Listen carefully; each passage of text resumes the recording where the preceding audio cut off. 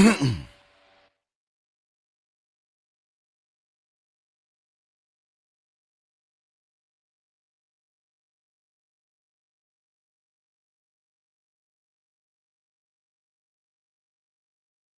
is the man that walketh not in the counsel of the ungodly, nor standeth in the ways of sinners, nor sitteth in the seat of the scornful. But his delight is in the law of the Lord, and in his law do we meditate day and night. For we shall be like trees planted by the rivers of water, that bringeth forth our fruit in our season. Our leaves shall not wither, and whatsoever we do shall prosper. Welcome to the Colin Bell Show for yet another Monday evening. Oh yes, believers. It's Monday evening. Monday evening. One Monday evening, eh?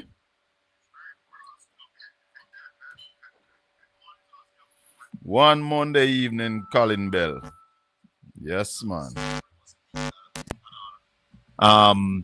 The United States voted against it. Israel voted against it. Argentina voted against it. Yeah, I said fireborn, three of them. Yeah. Fireborn. Why you fireborning? No, listen to me. Let me do them one by one. Yes. America was built on slavery. Fireborn, and you go to United Nations and talking about you are opposing that is the worst crime against humanity, and it lasts 300 years. Israel, who went through their Holocaust for 4 years. We go through ours for 300 years. Our soldiers went to Germany, Jamaican soldiers, African soldiers in World War II, free the victims of the Holocaust. And you come and disrespecting Africans when we say our 300 years the gravest crime. Come on, bro. And Argentina, who have black population and a lot of your friends, is cheer them on during World Cup. I made this call today. No more support for the Argentina team by black people. Not a lot of my friends. Argentina is my team for a long time since Maradona. No, you can't support them again. So you have to stop. You have to stop. You have to cut it off. Yes, you have. But yes. You have to. Yes. Them oppose it, Them don't abstain, You could abstain, England abstain, them say nothing wrong with it. What they're saying is nothing wrong with our 300 years of slavery. Argentina is telling us that. Yeah. No more support for them. No more support. What does this mean? We're not playing. What does this mean for a country like us who are seeking reparation for slavery? Very good question. So here it is. We had a majority vote that it was gravest. And what it does, it makes our case stronger.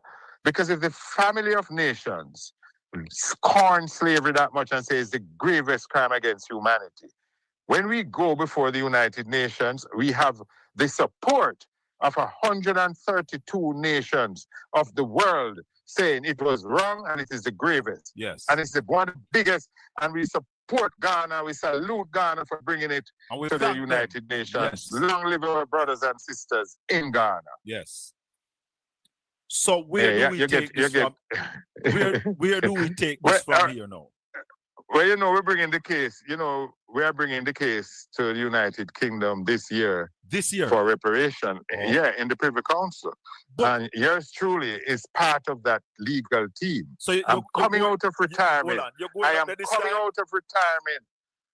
I'm coming out of retirement from the courtroom. Let me just say, I am not retired from law. I'm a consultant now. Yes. I do legal matters a lot. I just don't go in the courtroom anymore. Right. But I am coming out of retirement to go to the Privy Council to argue for reparations for African Jamaicans. Oh, so you're going up there this time?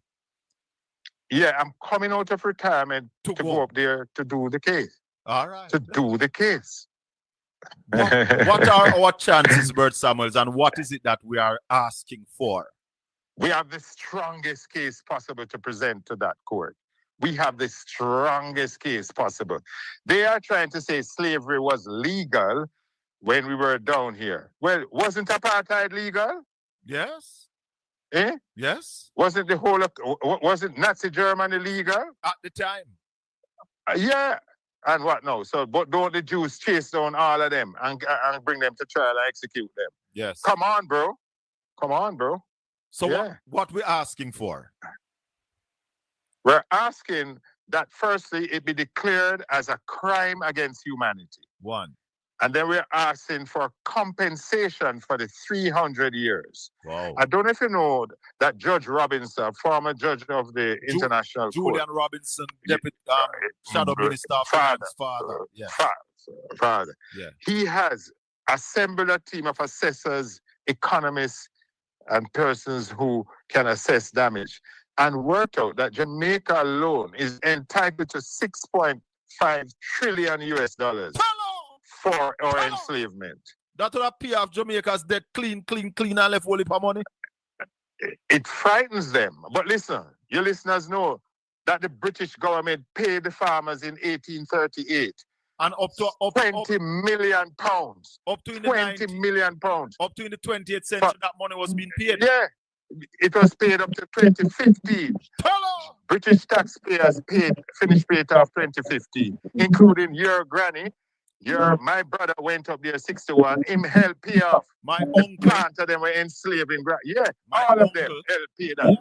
So if white people who enslave us get compensation, what about us? What about the workers? What about us?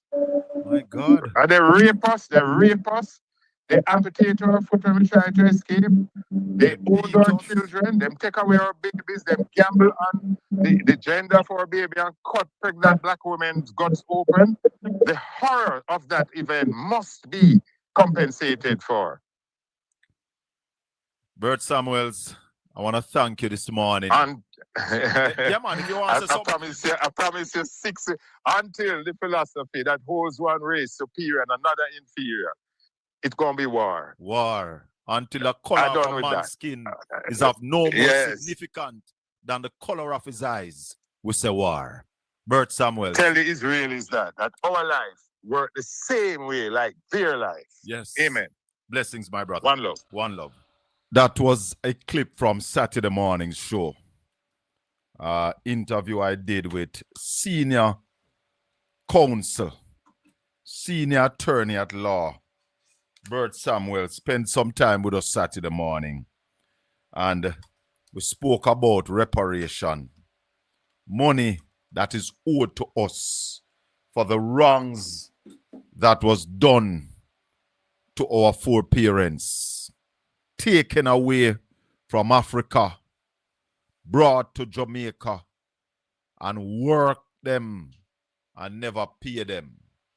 And we are saying that the fact that you work our foreparents and never pay them, it's time now that you pay us what is owed to our foreparents.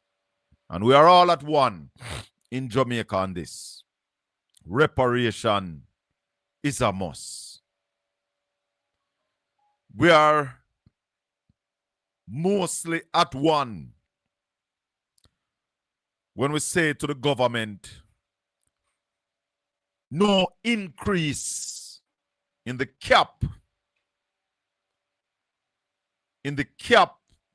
that was put there by the last PNP administration. $4.50 is the maximum weekly increase on petrol. The government told us last week that they intend to move that cap. And I want to play you a clip. I told you yesterday morning that I would be a guest on Real Business, the Sunday edition, with our teacher, Ralston Iman. And out of that interview yesterday, the RGR Communication Group saw it fit to make it into news because, you know, this channel here, as I keep telling you, we are not vloggers or bloggers. Scotty, we are broadcaster. Hold on there. And therefore, not And therefore, the program is also powered by the blood of Jesus Christ. And those of you who were listening yesterday, when we drop it for the first time that Jamaica should resist the increase on the cap, I thank the Lord Jesus Christ immediately for bringing that to me. Let me play the clip. Public commentator Colin Bell is calling for the government to rethink its position on removing the cap on oil from $4.50. Last week, Energy Minister Darrell Vaz indicated that a tiered pricing mechanism was being implemented, which would see petroleum prices being more closely aligned to global price movements. Mr. Vaz explained that while the current mechanism has been effective in cushioning consumers, it has resulted in significant financial losses for Petrojam of $1.3 billion in 4 weeks, which was not passed on to consumers. He noted that if elevated prices persist until June this year, it will cost the government of Jamaica $11.8 billion. But Mr. Bell believes removing the cushion at this point will only inflate the economy and add further hardship on consumers. Plus, Jamaica must speak. The government should not increase that cap. And we must speak now and speak with one voice, a strong voice. We're calling on the private sector. Yes. We're calling on the NGOs. We're calling on the churches. We're calling on the opposition to rise up, tell the government, don't increase the cap on a litre of gas each week. 450 it is, keep it right there. Public commentator Colin Bell, he was speaking yesterday on Rail Business on Radio Jamaica. And financial analyst Ralston Hyman says there is fiscal space for the government to continue the subsidy on oil prices. One of the things that we know is that based on the ad valorem tax, when the price of oil increases, the government collects more taxes. Ad valorem means according to value. So at the number at which the budget was projected, the government had projected to collect $46.5 billion in special consumption ad valorem taxes from Petrojam. At $100 per barrel, that would move up to about $65 billion. So the government is in a position to continue the subsidy without doing any violence to the fiscal accounts. Economic and financial analyst Ralston Hyman. So, there you have it. Now, when I look on my TikTok page, because I posted it on TikTok, we post it on YouTube, and we also post it on TikTok. And when I look at my TikTok page, 97% of the comments are in agreement with the statement. However, everybody on the channel, I want you all share up the live right now, because that 3% that don't understand what we are talking about, we'd love to educate them this evening. Ralston is going to be joining us. OB is going to be joining us. Wednesday evening, we're going to be talking to Philip Paulwell, because tomorrow evening, the sectorial debate begins, and Philip Paulwell will be speaking in the sectorial debate tomorrow about energy. So he would want to speak to us before, but Wednesday evening, we're going to talk to him. So, share up this live here right now. Call the naysayers. Call the people them on Bradley Avenue. Tell them, send them best minds come challenge us this evening. Because some of them want to say that the government can't do no better. Lie from the pit of hell. Tell her. We don't lie. Tell her. Tell her. Tell her. Lie. Them a tell. The government must do better. The government can do better. The government has blundered.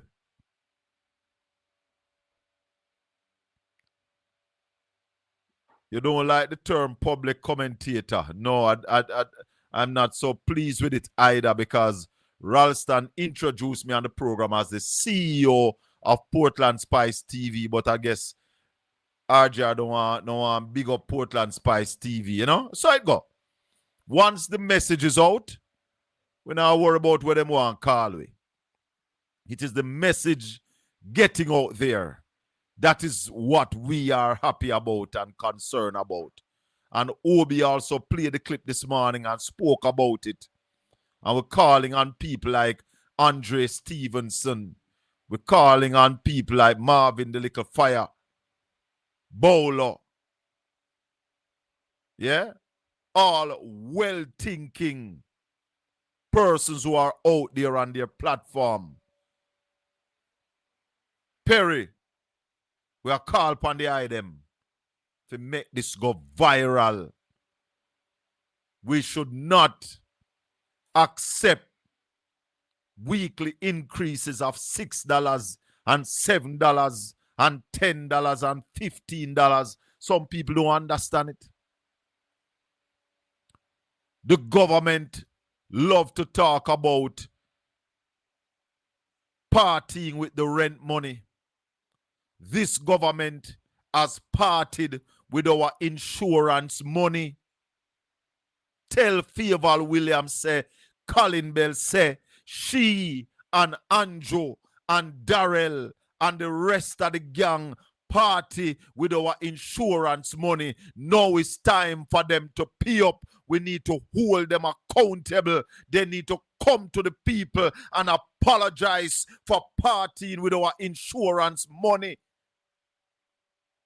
This is not no soundbite. This is not no narrative. We are built, we not create no narrative. This is the truth. The Labour Party, led by Prime Minister Andrew Holness, has partied with our insurance money. You hear the man say? The government can't stomach $11.6 billion. Unlike other people, when the government gave away $11.4 billion, I told you all, Ralston told you all, the government was not in a position to do it. But to buy vote, they did it. They partied with the insurance money. They did it. So tell all who have something else to say that I will be on this platform until 7 o'clock. At 15 minutes after 7 o'clock, we're going to be having religious freedom. And you know what is critical about religious freedom this evening? Call Damian King to the front of the line. Call him. They will be discussing should Christians have wealth. Because here is a man who lectures at the university are used to telling Jamaicans that we don't need to find no oil. What a piece of works. Him sound like a man in him house hungry. And you want to tell him not to go to road go look food because car might bounce him down. Don't go to road go look no food because gunman might shoot you. Well, stay in your yard and dead for hungry. So Damian King is saying that Jamaicans must suffer for the rest of them life. Oh, Darrell did it. Andrew also did it. They squandered the money. Then, before the election, they announced the Solidarity Fund, giving away $20,000 buying vote. What is wrong with Jamaican people? Why you can't see?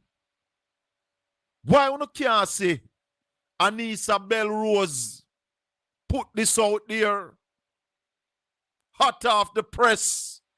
Put it out there. Rattigan Jeffrey Tavares. I'm a bridging over Canada name again. I'm a bridging over Canada name. Call me all the while. I'm going to put it out there. Jamaicans must stand up and say no to the increase in the cap on fuel. Mystic Sensation are calling on you, sir. You're going to be on. We ain't lonesome, my general. Me a call Pauno. The people must rise up. We must not accept it. No increase in the cap on petrol. Since the war started, every week gas go up by $4.50, Every week. And what the government, through the Minister of Energy, told us is that it can't continue. Them have to go increase it from $4.50 up. And you have some jackass, real jackass, ready to say to us that nothing can be done. Let me remind you what they say.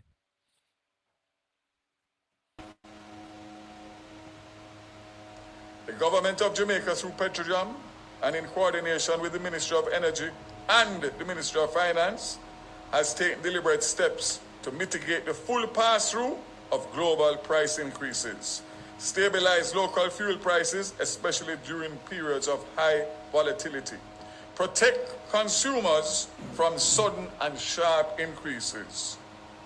Petrojam's pricing committee, which meets weekly, every Wednesday as a matter of fact, this morning was their meeting, continues to monitor market conditions and adjust ex-refinery prices accordingly.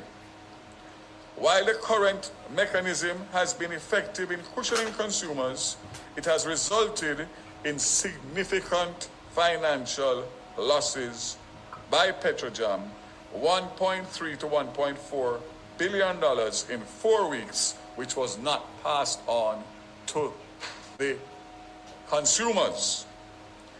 Growing fiscal pressure, particularly if elevated prices persist, if we continue the current pricing mechanism up to June 2026, it would cost the government of Jamaica 11.8 billion Jamaican dollars, which is unaffordable and unsustainable, and in fact is 2/3 of this budget year's revenue measures. So you have to understand the magnitude of the impact of this war on Jamaica. As I said before, this level of support is not sustainable indefinitely, especially in a prolonged high-price environment. I don't know if anybody else has the same feeling that I have, but I was very hopeful up to a few days ago that there was going to be some kind of resolution. It seems to me that it is going in the wrong direction since Monday, and nobody here in Jamaica has any control over that.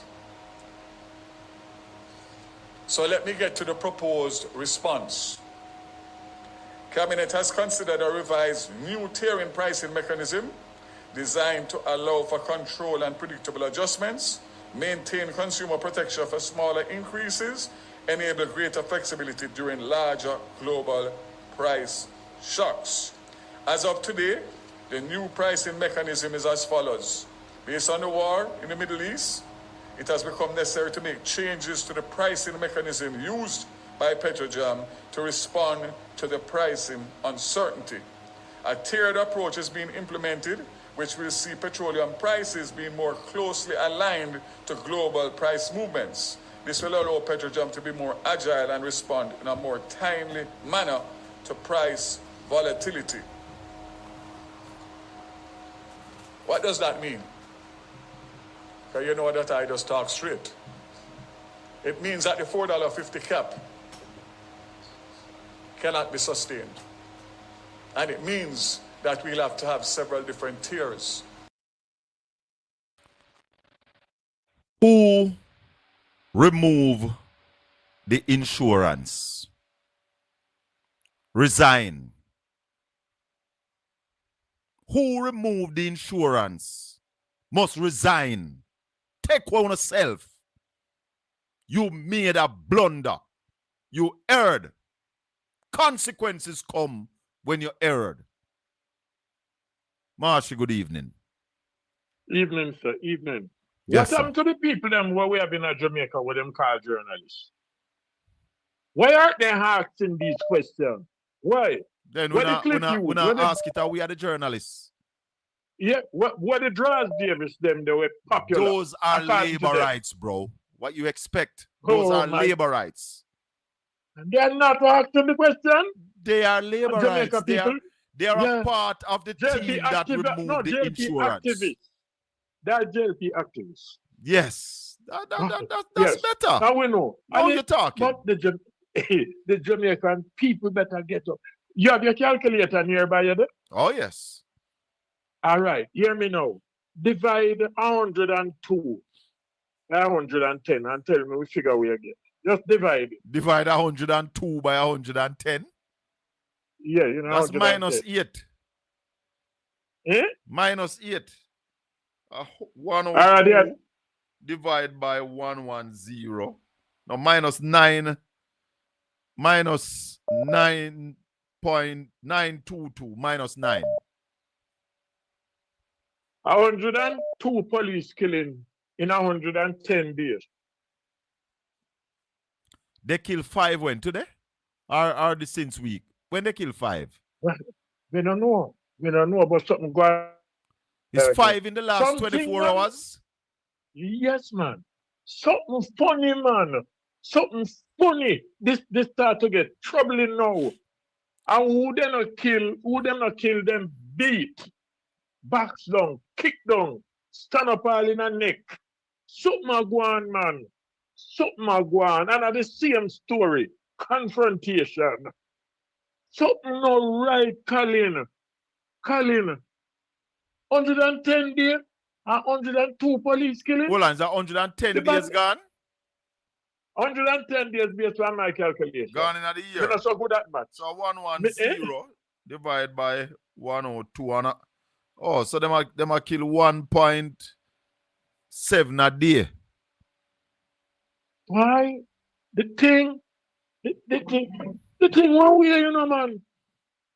The thing one way, Colin.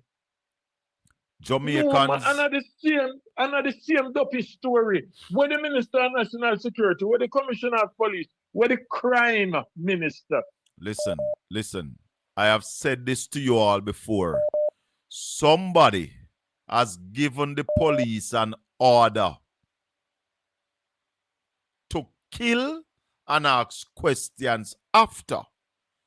So yes, the question that we need to ask, who gave the order? Yes. And who nobody knows the police the order? Free, so it's troubling, man. It's troubling. A man them bad and wicked, but no, something alright, man. Something alright. Something alright. And Mr. Darrell Vaz and Mr. Prime Minister, let me tell Damian King, you're a big man. You have to learn to speak your mind. And I kind of see where you talk to Damian. If Damian King wanted to say the government is corrupt, man, just say the government corrupt, man. Not turn yourself in a clown to save the government. Just say it. We all know that they are damn corrupt. Yes, if we find oil, this administration find oil, God help Jamaica. Damian King, don't afraid to say it because I know that you mean. Believe me, I know that you mean. Because I concur with you too. But we find the oil, you know. You mean Darrell Vaz, Andrew Wernis. But Darrell came out and said, if oil is to be found, it's not going nowhere now, but I resign. All right, I wonder what make him a Rubber.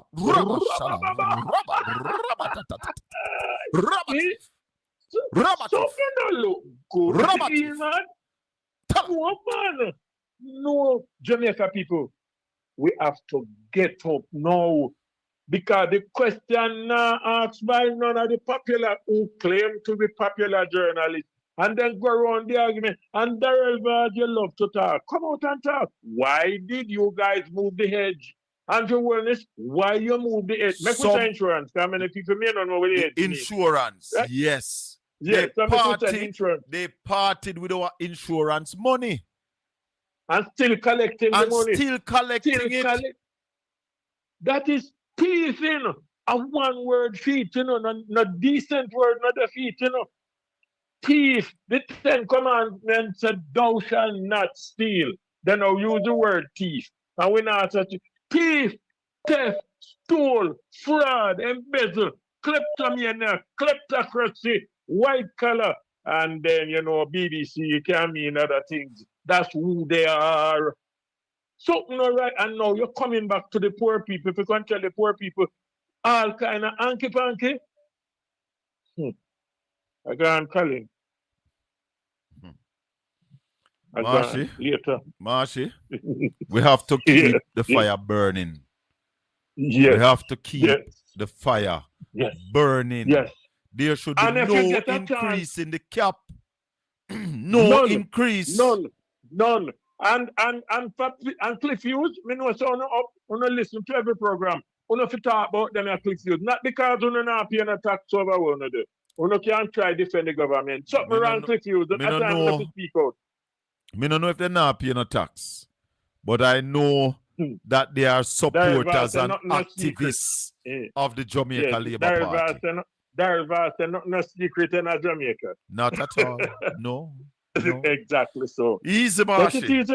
Bless you. Yeah, 1-876-804-7072. That's the number to call.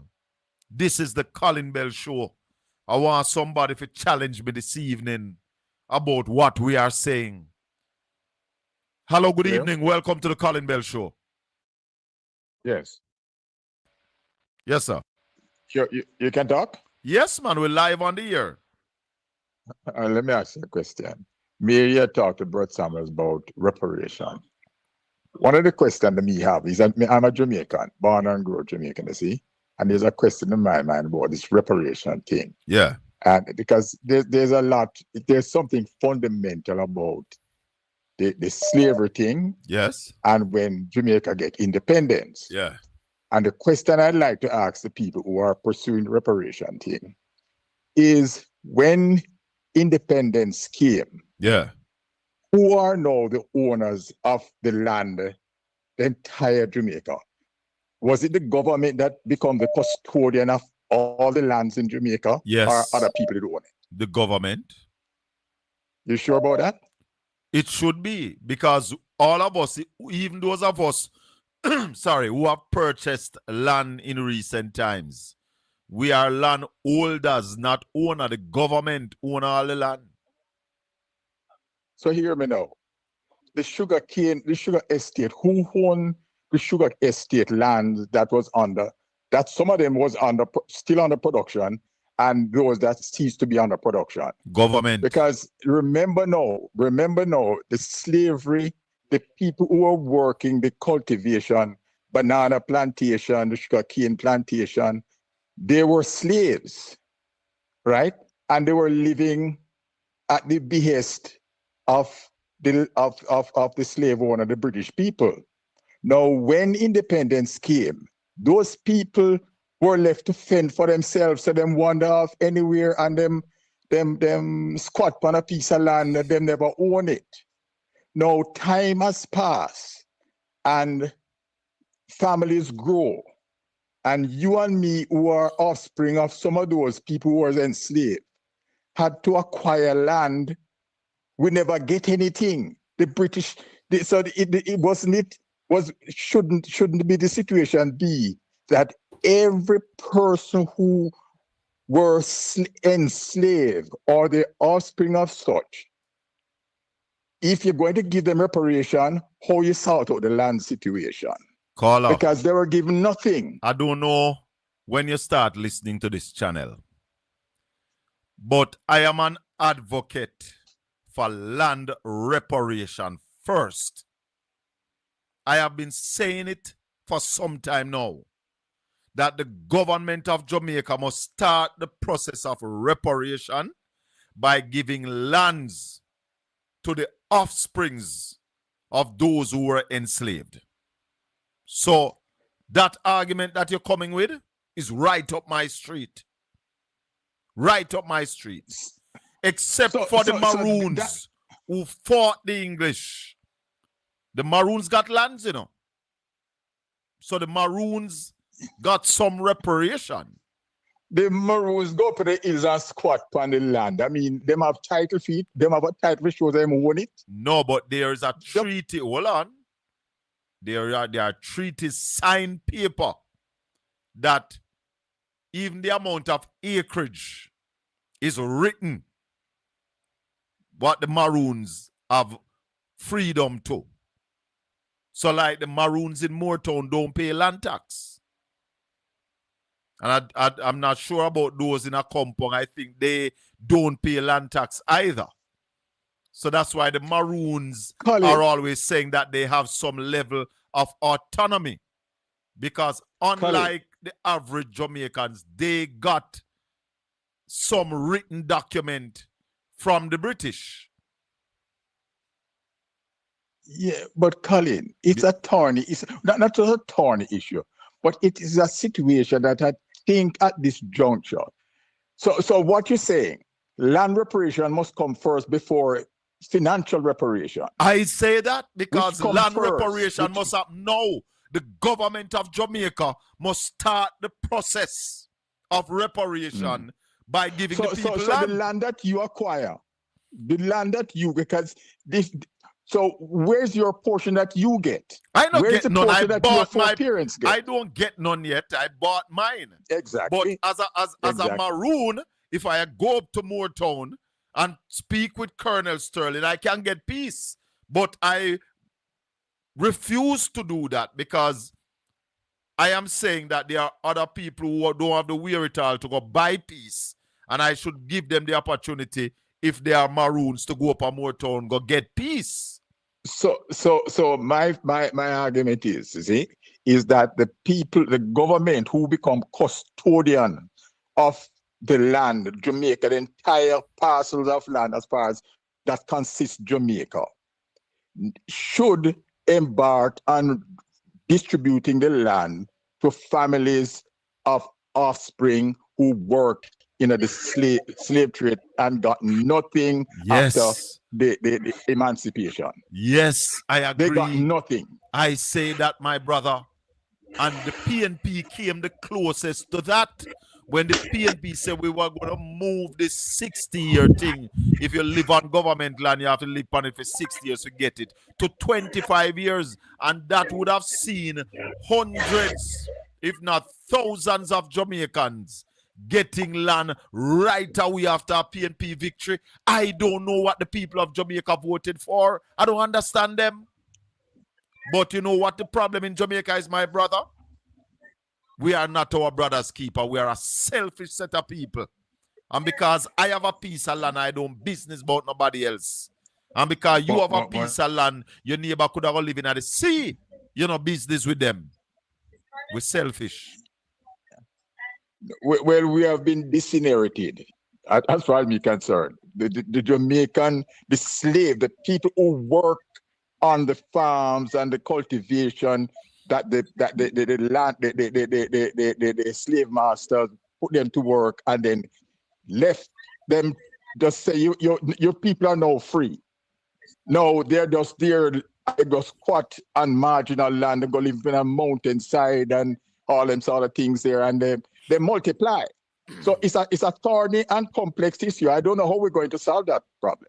We need a government who understands and care about the people of Jamaica, and we would see the beginning of reparation. It must start right here up on the ground with land reparation. Bert Samuel said that they are going to the Privy Council to get the financial reparation. But I am calling on the government of Jamaica to start the process by giving lands to the offsprings of those who were enslaved, my brother. All right. I'll be watching. I'm listening because it's a matter that I've struggled with since in my early, from my late teens, 20s. I thought about it. I've heard the argument, and that's how me perceive it. Because there need to be land reparation. Yes. Because these people got nothing. All right, my boss. Respect. Or our foreparents got nothing. Absolutely. One thing before nothing. you go. You spoke yesterday. You spoke up. I was listening to you yesterday. You were speaking about the garbage collection in Port Antonio. Oh God Almighty! And you said that you were getting into the garbage and you bought a truck and you had to sell it. Yeah, man. The political victimization. One of the things is, Colin, why don't you guys? I don't live in Jamaica right now. I was a businessman in Jamaica. I grew up in Jamaica and I was a businessman, but I immigrated for greener pastures. Yeah. But here's the thing now. The garbage collection can be a big business and it doesn't have to have anything to do with government. Why don't you guys try to make available dumpsters that can be strategically located throughout the city where the citizenry can deposit the trash in these dumpsters, and you, the people who have interest in the collection of garbage, now enter into a contract with businesses, and they pay you to collect their trash. Well, let me tell you what happened. I operate a business in Jamaica, and I sign a contract with NEPEM to collect the garbage at my business place. That is what is supposed to be. Who is NEPM? Northeastern Parks and Market. They are the ones who collect garbage in Are they Portland. a government entity? A quasi? Yes, a quasi-government entity. Yes. Okay. Under solid waste. But they are paid by the government through the parish council. So I have to pay them to collect my garbage on a monthly basis. And so should the business people right across the parish. But some of the business people don't do that and they throw the garbage at regular places. The parish council have the responsibility to monitor these places. Yeah? And to ensure that businesses pay to collect their garbage. But the parish council, they are a lazy set of directors. And they are the problem. Because they are not putting anything in place to fix these problems. So if government now have the resources for deal with garbage collection, them have the resources, brother. Privatize it? They have the resources. But they are going to privatize it now and give it to them friends to make millions and billions. Well, yeah, there you go. Why don't the citizens, people, business-minded people like yourself, lobby the government to privatize it? They're not going give it. They're not going to give me. I tell you already. Me buy a garbage truck, get it registered because me pay my tax. Me have everything that was required to get a contract with the government. I got the contract the minute they found out that the truck was mine. That was the end of that.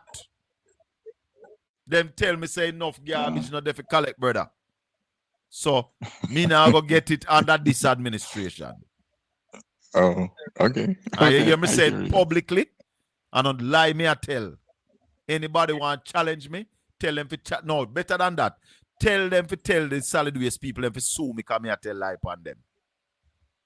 All right, boss. But I think there's a business, and I think private with business in it, and I see the money in it.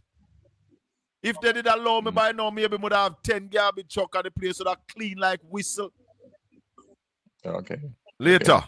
Don't give up the dream. Don't give up the dream, though. Later. I never give up a fight, my brother. Sometimes you have to just pause and hide out like the Maroons, and then you attack when the time is right. Later. And my name is Your name is what? Anthony? I drop a line. I didn't get your name. You hearing me? What's your name? No, I said I drop a Andrew Fuller. Oh, I drop Andrew. a line in your chat. Bless Andrew him. Fuller, and you said you respond by saying you thought you're going after Andrew Oldness, and you thought it was him try to get to you. Oh, all right. Respect. Respect. All right. Oh boy, good. Conrad O'Brien, Hey, hi, Colin. How you doing? the fireman in town. Yeah, man. Respect jokes. Sleek Radio 93 FM and indeed the Conrad Obi, the fireman YouTube channel. I invite your listeners, Colin, if I may take the opportunity. Yes. So I invite them to join me Monday to Thursday from 9 a.m. until 12 noon. We speak truth to power, Colin, no matter who the guy is, and we carry no brief for anyone. Because, Colin, you know, and I hear Marsh and others, and sometimes they come and they call and they say the journalists are the hosts and so not doing this. I mean, I think the first thing that they need to do when they're making those points is to first of all congratulate us, Colin, and then you can segue into whatever criticism you want to make. But we feel sort of downtrodden and beaten because you must acknowledge us. That listen, Colin, Conrad, Ralston, you know, and others, Simon, acknowledge those of us who dare to speak truth to power and to buck the status quo.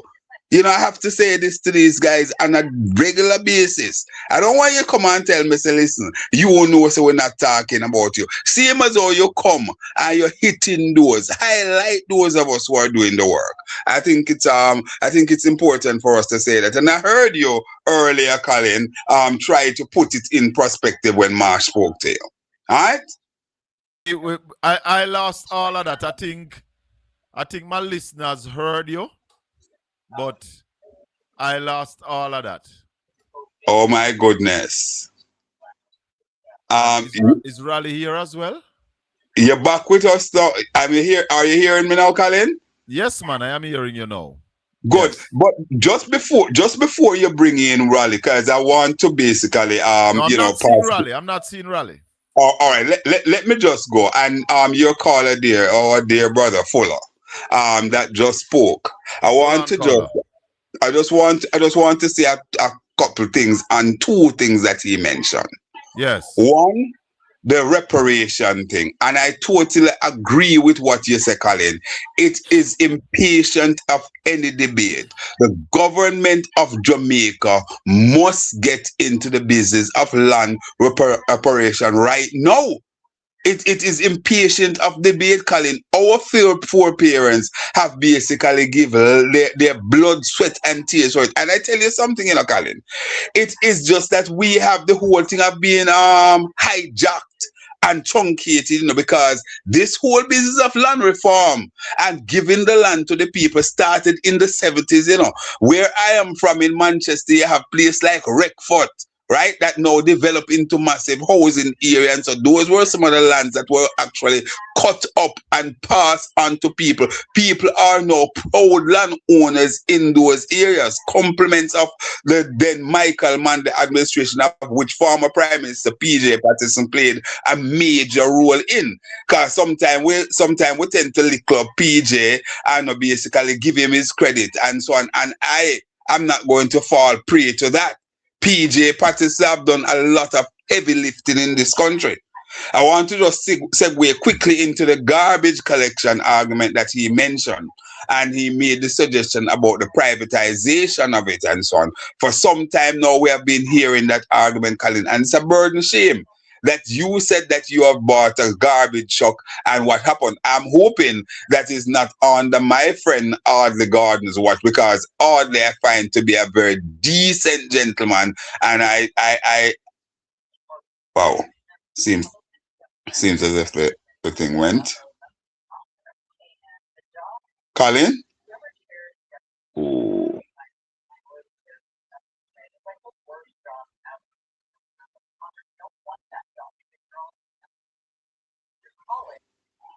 All right, I don't know what's going on there with Colin, but certainly I was trying to make the point.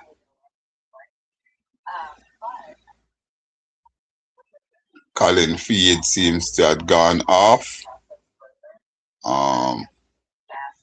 Colin? I am back with you, Obi. The Yes, internet yeah, man. acting up. Yeah, But see, it's playing. Right, it's dropping from my side, but you are still on. So continue. Good. So, Colin, I was saying that I sincerely hope that it's not under my friend or the gardener's watch that happened, because I find Audley to be an extremely decent guy. Yes. He was the ED? Yes. Wow. Very, very sad state of affair, Colin. But you know, I don't think him could have done nothing about it. You understand? Wow. It come from powerful people. One would imagine. So, Colin, you said something. I think you mentioned something about the peace, the municipal corporation, as it relates to the garbage situation. They don't have the supervision role over it, because remember that garbage was removed. No, it is They back do? under them. They don't do the collection, but they have the supervision. The supervisor role? Yes, and the payment comes through them. So them have the authority, brother. You mean the payment, what payment? Whatever payment goes to NSWMA come through the parish council. Some part of it is from central government, but the parish council have supervisory role. Yeah, man. Well, the payment is a different story, because remember that the property tax really goes through the remit of the parish council, and that's a part of what is used. But notwithstanding that, even that, the whole business of garbage collection and whatever to do with garbage. But I take your counsel, your advice on that. But certainly, Colin, it's really heart-wrenching to hear that a Jamaican, a young man, a Jamaican like yourself, had, seen an opportunity, and you decide that, listen, you had gone to get a garbage truck and so on, and you got everything done, and as a result of who you are, the contract was suspended. I did a research, and the research said Portland needs 7 large garbage trucks to keep the parish clean. Right? At the time, we had 2 old Isuzu truck. I was blessed by the Almighty, and I went up to London. And I don't remember the place name, but it was about a 4 hours drive from London to where I bought that truck. The first trip I went down there, a brethren of mine who live in London, we went down there together. The second and the third time, me and God alone, me rent a car and drive the 4 hours, me and the Almighty.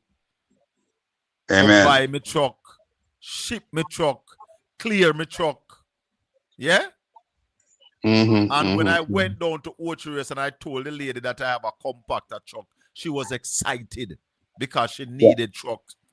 When she asked me for business registration, I'm going to put it on the table. She asked me for TCC, I'm going to put it on the table. She said, well, you start working the 1st of April. Oh, God. April was the only month the truck worked. No, man, that's wickedness. Sell it. That is wickedness. There is no other word to describe that. And I tell you, I give a joke. The person who bought it had it sit down for more than a year because they thought it was a game where I play to get the truck for work. He had to prove that him buy it. I mean, I have not more to do with it before it could have started work.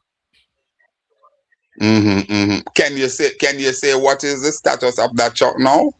Well, the truck part, but the man bought another one which is still working. So him still have a contract. He's still in the system. All right, Yes. boy, Colin, it is sad. It is sad what some of us have to go through as Jamaicans. There's no way at all that should happen. It should never happen to a person who support the Labour Party under a PNP administration, and it should never happen under a JLP administration to a person support the People's National Party. It is wrong.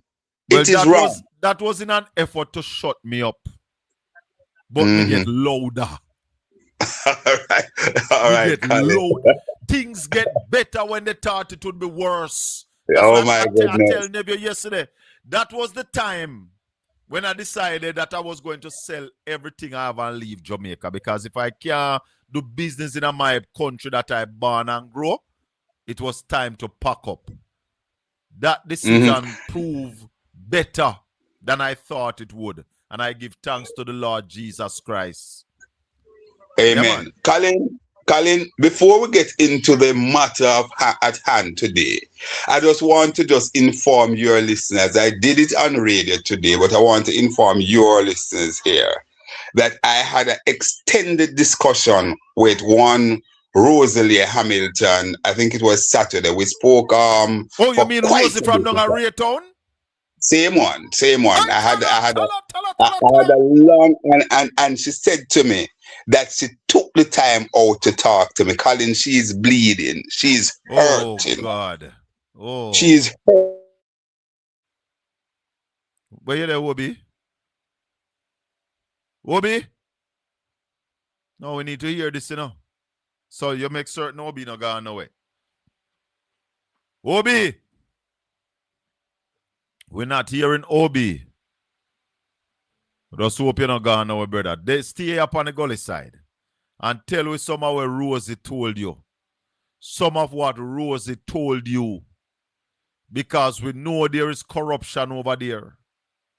Yes. And you see, let me tell you something. I saw a girl in a shirt today. Madam Producer, did you see the girl in the shirt who said, pray on it? Pray over it and pray through it. Yes. Hello, good evening. Welcome to the Colin Bell Show. Afternoon, Colin. Bless you. I want to pick up on something that Obi said on the comment what Marshy made about the journalists not doing their job. Yeah. And let me tell you why I agree with Marshy and saying that because it don't include you nor Colin nor Obi. Reason being, none of you have a seat in that room whenever the questions are being asked. They're not so letting us in. It is not on you two. They're not letting us in. None of you not in the room. Exactly. So when Obi come out here. Have I ever told you that I sent Marlon Morgan a message asking him and I want to ask give me the Obi, link? And I want to ask Obi, has he ever been invited to one of those rooms to come and ask any question?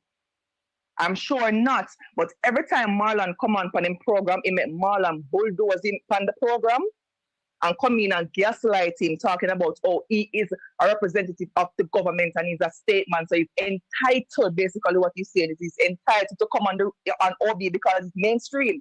So why him never force him upon OB does not have a seat in the room. But Obi does not have a seat in the room to ask those questions. So how is it that you feel like you're entitled to my program because I'm supposed to be mainstream when I cannot be inside your press conference to ask you any question? You never see. So you never see. Come him program, come gaslight him. You never see how Juliet, Cuthbert Flynn and Idiot Clark bully Julian Robinson at the PAC the other day. Listen. I don't know what is going to happen. There are so many things that is happening right now. And the people that are talking does not have a seat inside the room that the question needs to be asked. So me, I go play the devil's advocate now and say the journalists, them don't know that the insurance get taken away. I will still appear. They don't know that's why they not ask the question. Because me and you are going to pump. They don't know. Because me and you are going to pump and I say the raise of the gas price every Thursday. And it now go down the following Thursday, and if it do go down, it will go down by 20 cents. No, since the war started, it haven't gone down.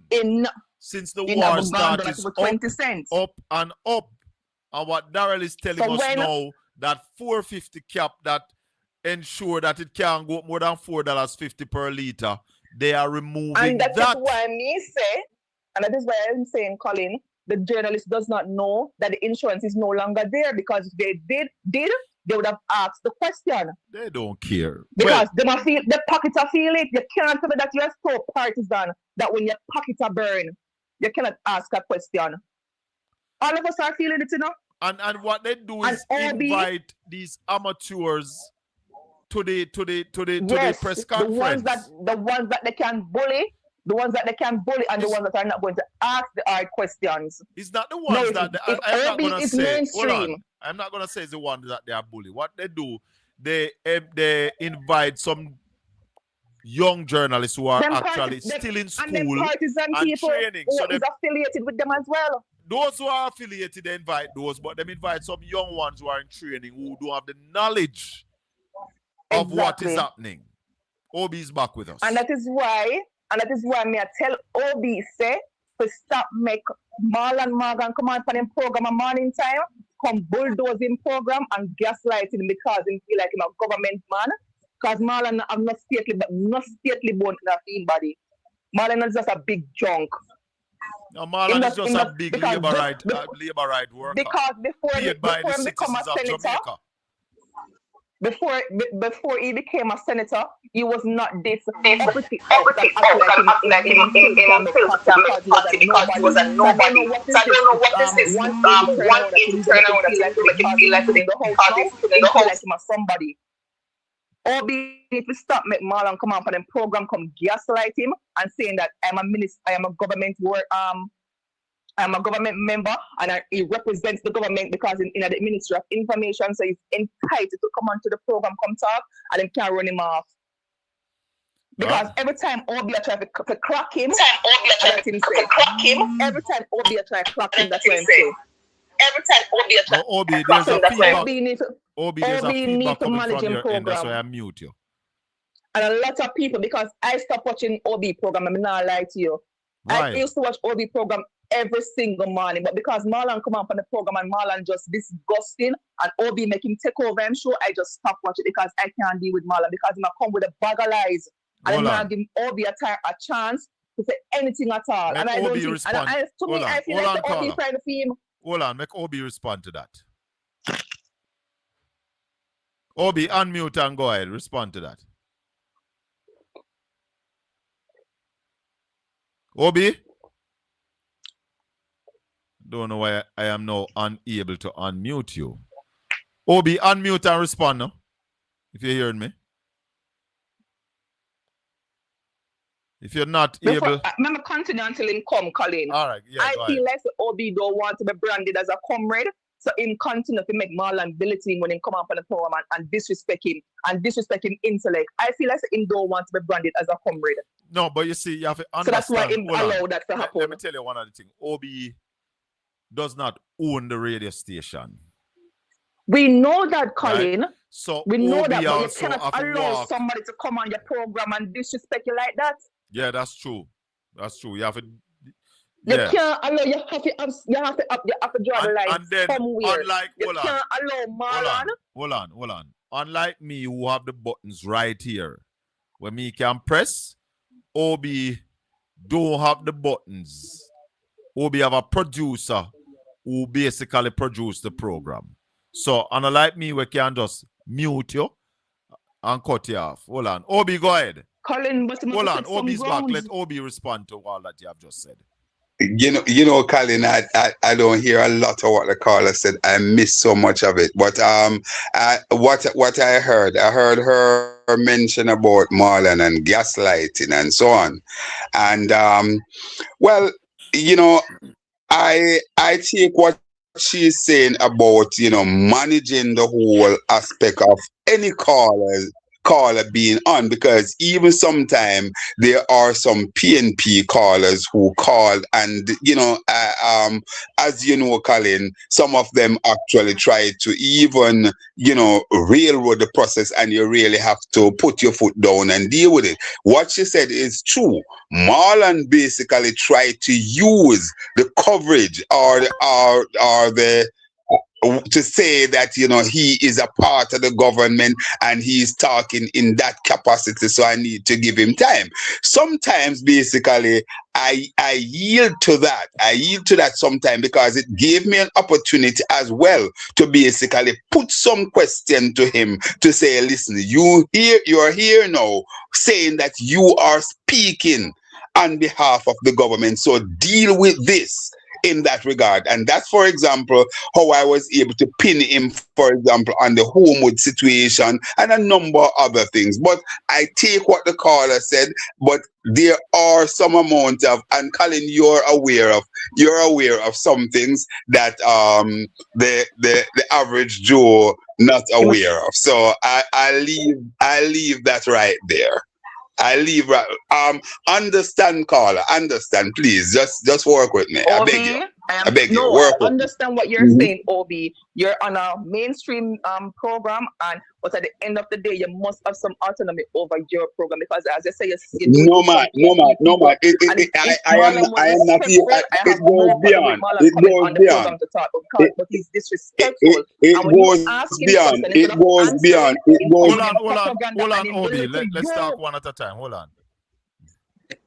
Yeah, caller, go ahead. Instead of answering the question that you ask him, him come with propaganda and then him build it to you and make you feel like you are the idiot, you stupid. Anything with Marlon that are facts because everybody else apparently is dumb except the persons who are in the government. Everybody else is a liar except them. So when him come on the program, if he was being respectful, then we could understand that, but he's not. And you're losing listeners because of that. I stopped listening because of Marlon. Please don't join me tomorrow for another excellent program as we always put out there. I appreciate the minute Marlon come on your program, I am off. The minute hold on. That is not. I would not even advise you to say take that approach because what happened? That is where sometimes sometimes you also have to understand there's a method to the madness. Sometimes you allow somebody to talk and expose themselves because remember at the end of the day, you, the listeners, are really the true arbiter, the judge of what is taking place. And sometimes I allow persons to talk so they can basically spew nonsense, so the caller can be the judge. But thanks a lot, my dear, for the support. That way. You can check the chat and you will see. All right, thanks a lot. Good evening. Yeah, man, good evening. How you doing? You're good, man. Hi, Raleigh. How you doing, man? We're good. All right, let's start off with our update, Raleigh, as we normally do.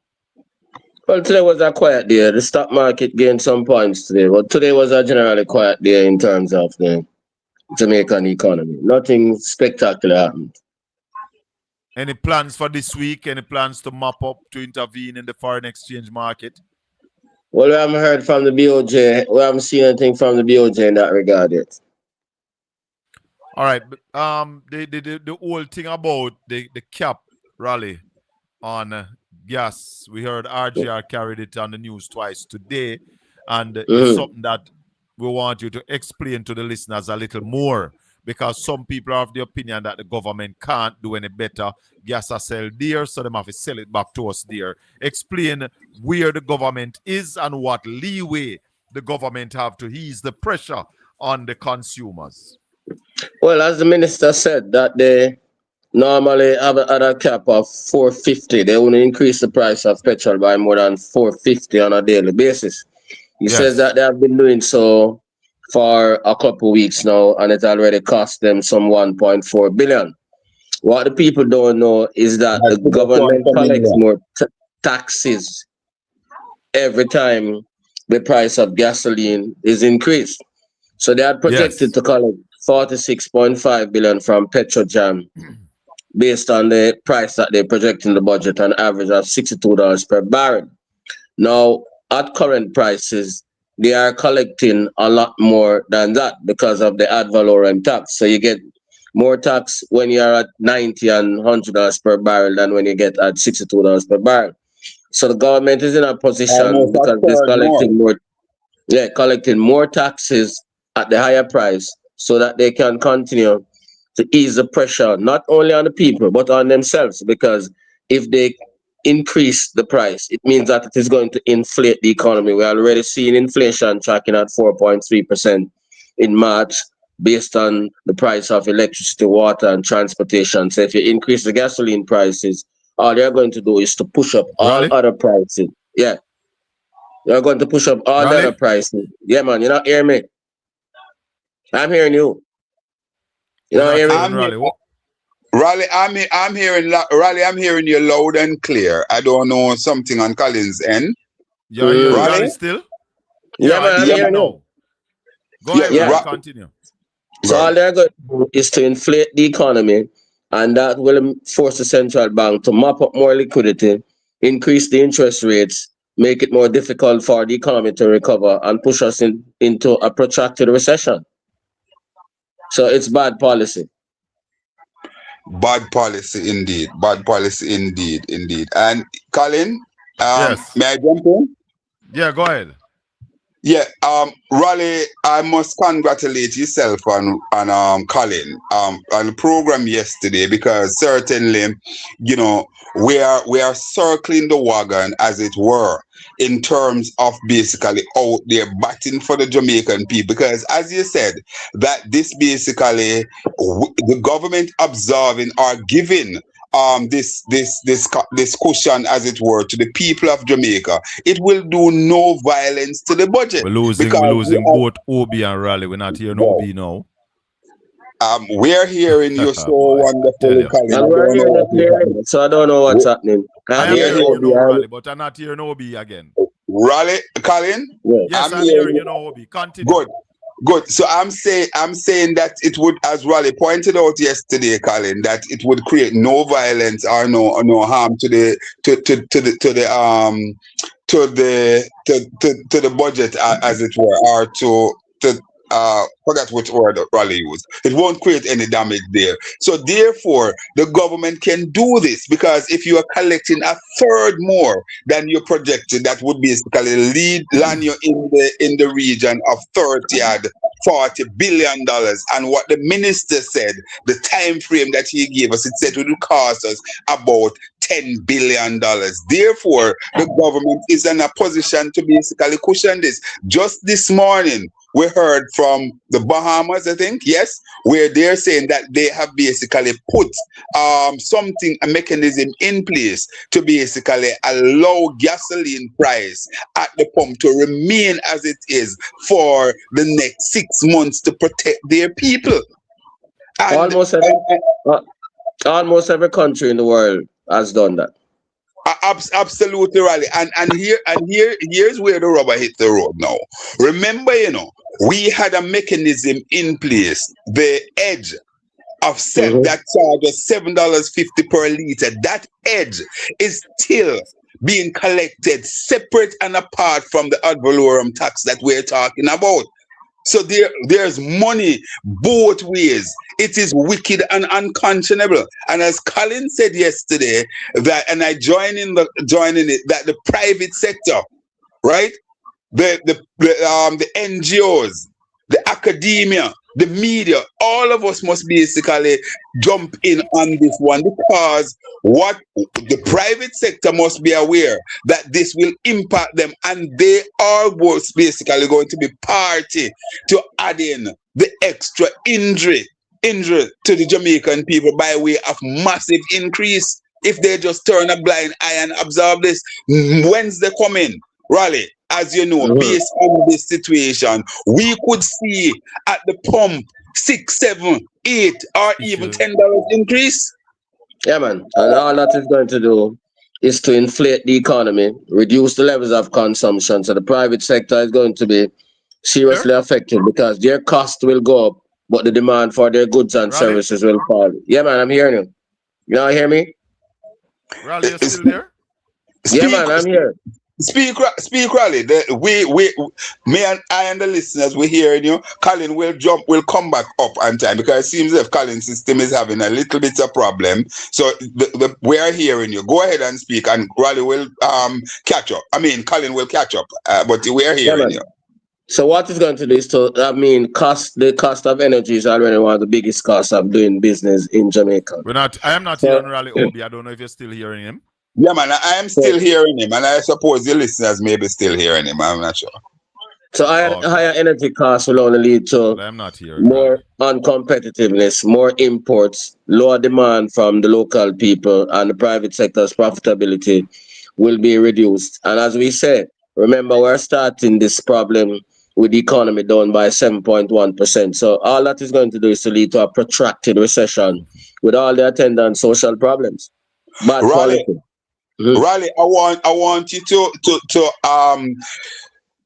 explain this for the listener, because last week, I think it was last week, Wednesday or Thursday, this was one of the calls that Senator Morgan made to my program, and he basically was making the point that, listen, he was saying that there's just ad valorem tax, the edge of $7.50 was not being collected from us. And I stood my ground and I said, no, we are being taxed both ways. As a matter of fact, the last time I checked, I think it's about 42 or 43% of what we pay at the pump per liter for gas goes to the government by way of taxes. Yeah, man, taxation is a high portion of the price of gasoline. So what the government needs to do is to reduce its tax intake, because it is collecting more than it projected for when the budget was presented at current prices. And ease the burden not on the Jamaican people, the economy itself, because the economy is already down by 7.1% based on the impact of Hurricane Melissa. So it's not that they're going to do anybody a favor. They're going to do themselves a favor, because it's the entire economy we're talking about, safeguarding the economy and the collection of revenue down the road. Because if the economy continues to tank, then they won't be able to collect the revenues that they're collecting. So they have to look at the big picture and stop looking at just the budget numbers. You have to look at the bigger picture, right? Because if you lock down the economy and cause the economy to be inflated, then the Bank of Jamaica will be forced to mop up more liquidity and keep the interest rates high in order to contain inflation, which is accelerating. Those things are kind of above Marlon's pay grade still. Yep. Yeah, Raleigh, listen, and Colin, you may be hearing me, so I'm just kind of keeping the discussion floating. Yeah, man, continue, Obi. I'm hearing you, but I'm not hearing Raleigh. I was keeping the discussion floating. Raleigh, no. The call has been made for the various bodies to come in on this, i.e. the private sector. I'm saying the church, the NGOs, academia, the media itself, to come in on this. We know that pressure bust pipe. Of course, we saw in the past where successive government have moved to put a little tax here and there, whether it is justified or not. And we saw what happened. The people basically rise up and said no, and the government had to backtrack on this. How you believe that these bodies will basically answer the call, Raleigh? No, they're not going to do it. Jesus Christ. The government is going to have its own way. They're not going to do that. They're not even looking at what is happening in other countries where people are demonstrating for more pay. People are demonstrating against the high cost of fuel, forcing governments to do things. They're not going to answer the call. Jamaican people, they have become very dormant right now. No, but they're going to contribute to their own destruction and the destruction of the economy. This is dangerous, Raleigh, because it means, because I said today on radio that I believe that this situation here will be the straw that broke the proverbial camel back.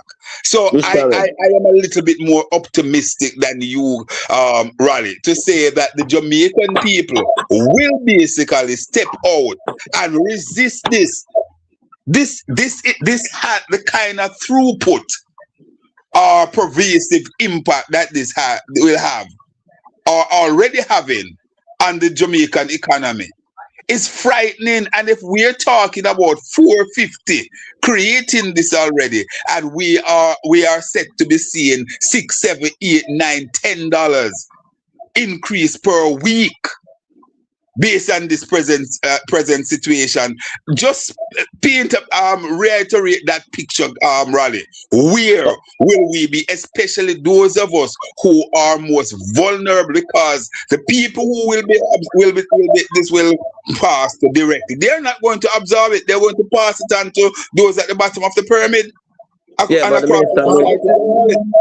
the minister made that announcement last week. How many organizations you see have issued any statements saying that that's not a workable solution? That's why I'm telling you that nothing is going to happen. Have you seen any other organization saying it's not a workable solution?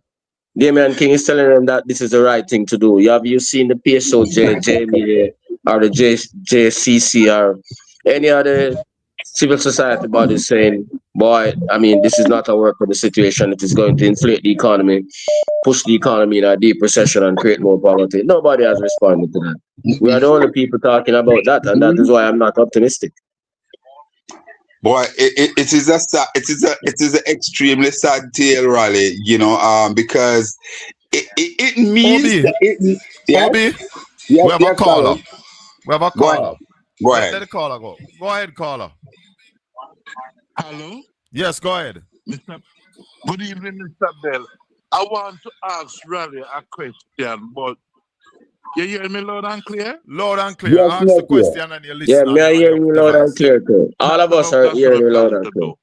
Raleigh, I noticed the last two trading day, Friday of last week and today, the NCB, it traded at one stage up to $12, which will sound like circuit breaker. The shares were suspended and then come back.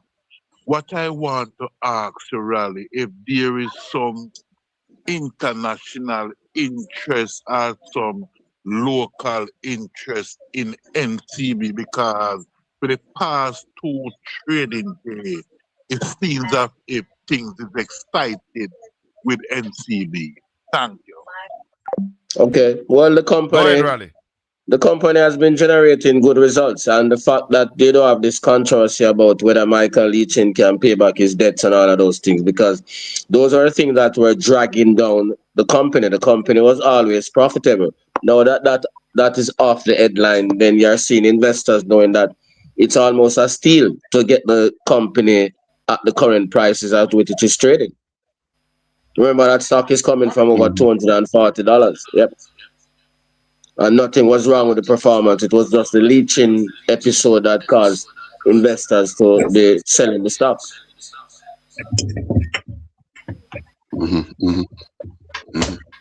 So all in all, that's good news for NCB. Yeah, man. And good news for the market and good news for the economy, because NCB is a systemically important institution. Obi? Yes, Colin. Yeah, so we have another call. So let's take another call. Let's go ahead, caller.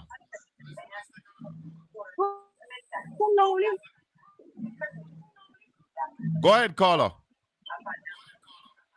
Okay, I'm gonna go ahead. I'm calling. Yes. I was listening to the a bit of the talk or the speech that the Prime Minister gave in New York. Is he admitting to that a failed state right now, a failed country? Because he said over the past 10 years, the economy has not grown or performed as it should. But we've been all telling you that here.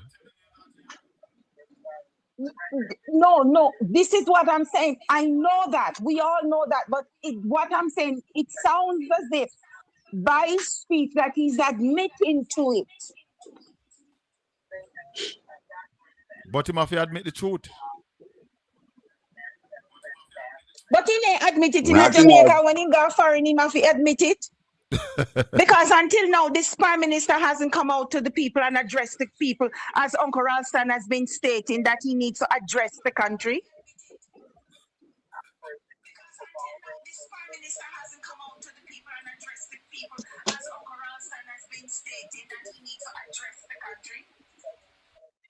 Go ahead, Raleigh. But yeah, what was the question? Raleigh? The caller was saying that based on the Prime Minister's presentation in the state recently, is he admitting that Jamaica is really a quote unquote failed state? No, I think he was trying to mobilize investments and mobilize the interest of the diaspora in the rebuilding process. So he's giving them the details about the economy that he wouldn't admit in Jamaica. But on the other, because there's also something that the Prime Minister said, Raleigh, and here is it: you're trying to woo investors and you're asking people to come on board with you. But at the same time, the Prime Minister said that we are about 90% or 90+% recovery out of Hurricane Melissa, and to date, we are seeing where people are still going to zinc boots and so on, and pick up zinc to basically cover their head and so on. How do you form that conclusion or say to anybody that we are 90% recovered when you still have people who are in the classroom as shelter and basically competing with the teachers and the student for the same space, which is creating a lot of mayhem in the school, to include students seeing adults having intercourse and other untoward things taking place in the school. Rally. How a Prime Minister say that? I don't know. If he said that, that would make a whole lot of sense, because that would not be credible information that we are 90% back to where we were. So that wouldn't be credible. That wouldn't be credible if he said. You're not hearing Raleigh? No, it's O'Brien I'm hearing, not Uncle Ralston. Oh, you're not hearing Raleigh at all. Obi, hold on. Yes, something is going on. Raleigh? Yeah, man, can you hear me? Raleigh, I'm going to ask you to jump off and jump back in, because there's something why I'm not hearing you. Okay. Exactly, because the thing is, and then the callers won't be able to hear Raleigh either with what is going on now. Because if this caller is saying if that I'm not hearing Raleigh, the caller won't be able to hear him. Raleigh, I'm going to ask you to jump out and jump back in, please and thanks. Yeah, but Colin, that comment that I made just now, to be honest with you, I didn't hear it myself, but a number of persons, including and these listeners who share that with me, I think they are quite credible to say that, because I said the same thing that Raleigh said. Certainly that could never ever make a lot of sense. Yeah. Could make a lot of sense. Because Go ahead, caller. My next thing, Colin, is with so many different stress on the Jamaican people, from education, from transportation, from all the essential services in Jamaica being impacted by the geopolitical, the lack of action or inaction of this administration. How is it possible for the Jamaican people to cope now with that when they don't have any leadership, obviously? Raleigh? All that they're Yeah, man, getting can you is hear me just now? Yes, I'm hearing you. bag amount. Go ahead, caller. I missed that. Okay. The thing with so many failures, lack of action into this JLP administration, don't you, what I was going to ask Uncle Ralston, what mechanism, what tool is left in our toolbox to deal with this crisis? Because if it go up anymore, Colin, nobody can buy food to eat. Nobody can buy medication. Right, that's all. Well, before we get to there, if I may just say this before Raleigh come in, the fact of the matter is that the government haven't started to take out the tool out of the toolbox or much as to use them. Go ahead, Raleigh. Well, the toolbox that we have now is that You need a heightened level of public participation in the affairs of the country. The problem is that the people are not interested in the affairs of the country. Everybody is just thinking about themselves. So if we continue the level of dormancy and individualism, then nothing is going to change. As I said before, the minister made that comment last week. And we are the only people that is talking about it. The PSOJ is not talking about it. The JMA is not talking about it. The JCC is not talking about it. A senior man who used to be at the university is supporting that nonsense. So, I mean, and the general public don't care. Hold on, Obi. Raleigh is also saying, let the inflation run. Rubbish. Total rubbish. And I'm saying that what would happen if that is allowed to take place? If that is allowed, it would be automatic that all the prices would go up. The Bank of Jamaica would be forced to increase the interest rates. The Bank of Jamaica will be forced to mop up more liquidity, and we'll see a protracted recession and all the attendant social problems that comes with those things. More criminality, more violence, more domestic violence, all of those things. So question then, if all those facts and the domino effect is not a positive result for nobody, because if the richer, those in the private, as you said, everything go up, them a make money. The poor people, them now got no money. Why are they congesting? It's like, okay, I'm not saying it's in agreement with everybody. This is my opinion. So what are they doing? Actually pushing Jamaica to be a failed state, where they're going to say they're going to increase all the violence, all the negative effects of this recession to what? To invade Jamaica, to do something about Jamaica? We need to know. We need to have something to know, because something isn't right. Something isn't right, and I just can't seem to figure out what's the end goal for this administration for Jamaicans. Caller, good evening. Caller, the people, the government of the day recognize that, listen, we have a very docile population. They have done several things, and the people sat down and twiddled their thumb. The average man out there go and beat some rum and boom, as Raleigh always like to say, and you know, a man basically go and play two cartel and thing like that, where man I say, boy, we're gonna rinse this, or what I'm going to do to a woman, as if I'm go to a violent, go to war. That kind of thing.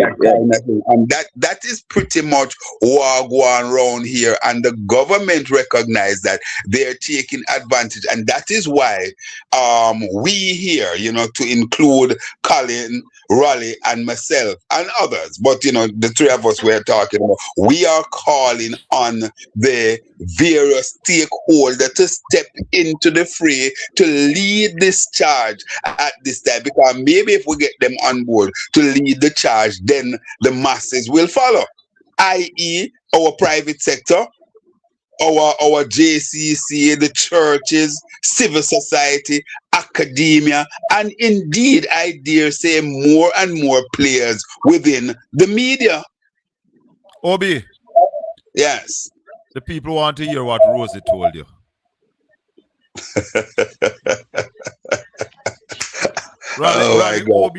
Obi said he had a discussion with Rosie from down at Raytown. Tell us a little bit of what Rosie told you, Obi. All right. Well, Rosie said to me, first of all, she said to me that she took the time out to talk to me, but she wasn't going to come on the air. But she talked to me and she said that I can basically share her sentiments. She said that she's bleeding, and her word to describe the leadership presently within the Labour Party is wicked. Wicked. She said, I'm wicked. She said that, listen, it's a ruling with iron fist, really, right?